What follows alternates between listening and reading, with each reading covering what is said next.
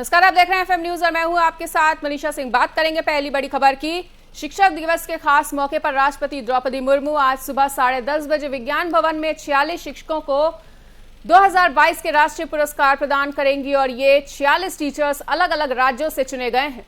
शिक्षक दिवस के खास मौके पर शिक्षा मंत्रालय का स्कूली शिक्षा और साक्षरता विभाग हर साल 5 दिसंबर को एक राष्ट्रीय समारोह का आयोजन करता है, जिसमें देश के सर्वश्रेष्ठ शिक्षकों को राष्ट्रीय पुरस्कार प्रदान किए जाते हैं। वहीं पुरस्कारों के लिए शिक्षकों का चयन ऑनलाइन 3 स्तरीय चयन प्रक्रिया के जरिए पारदर्शी तरीके से किया जाता है।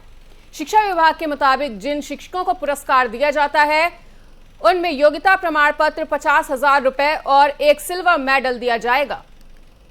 इस कार्यक्रम का सीधा प्रसारण भी आप देख सकते हैं।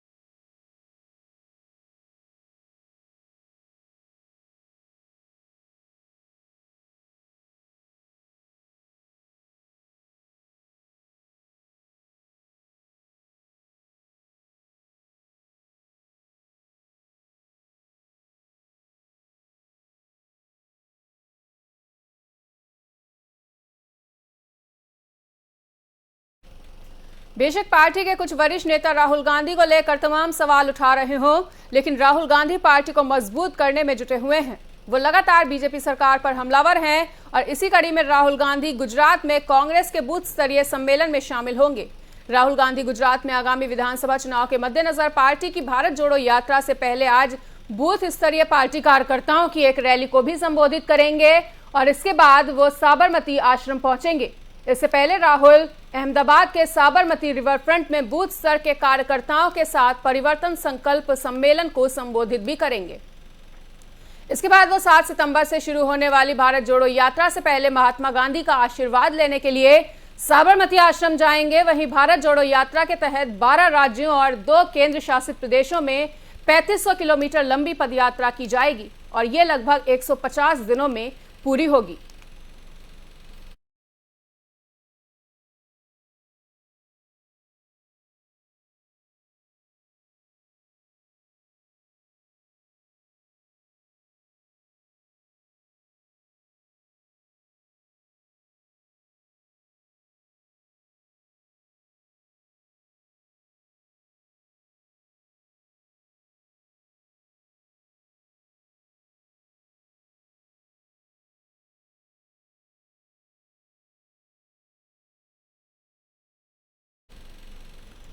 झारखंड में लव जिहाद लैंड जिहाद की साजिश चल रही है। वहीं जमशेदपुर के पीएफआई बांग्लादेशी आतंकवादी ग्रुप ने हजारों एकड़ जमीन कब्जा कर ली है और राज्य में 8 से 10 दिनों के अंदर भीतर लड़कियों की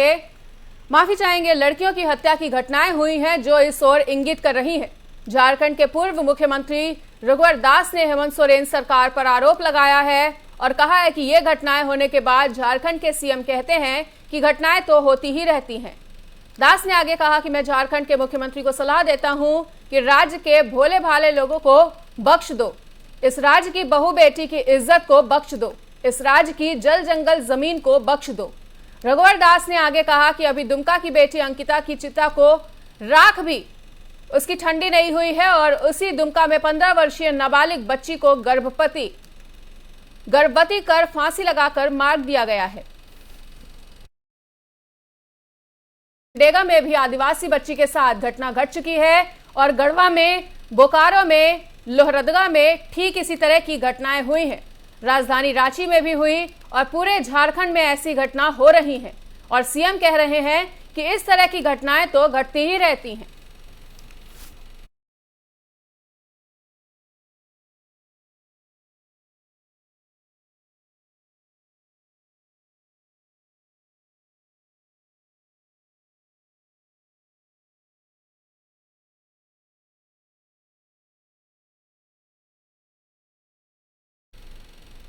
कार एक्सीडेंट में जान गंवाने वाले टाटा सन्स के पूर्व चेयरमैन साइरस मिस्त्री के शव का पोस्टमार्टम मुंबई के जेजे अस्पताल में हो सकता है।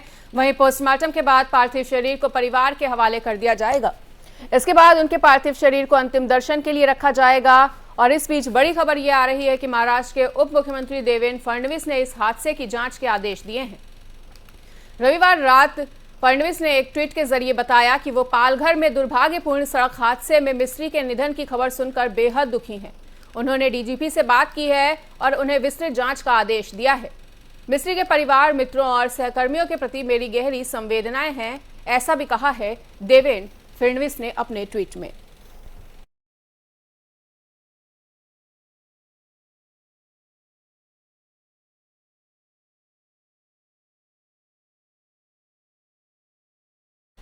संगम नगरी प्रयागराज में मुख्य चिकित्सा एवं स्वास्थ्य अधिकारी ऑफिस के कुष्ठ रोग विभाग का करोड़पति स्वीपर धीरज तो आपको याद ही होगा, जिसने करीब 10 साल से बैंक के खाते से अपनी सैलरी निकाली ही नहीं थी।